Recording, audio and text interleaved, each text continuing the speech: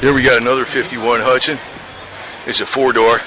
And notice this huge hilt ornament up here, man. Yeah.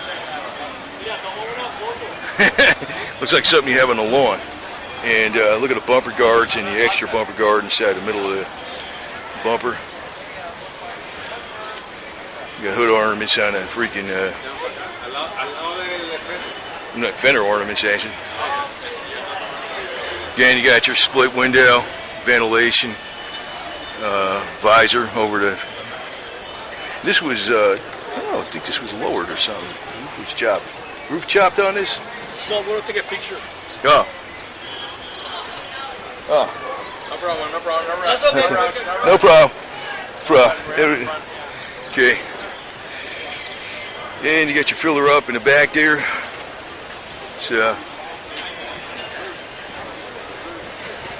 you don't see too many Hudsons around, but this was the hot ticket way back in the day, big time.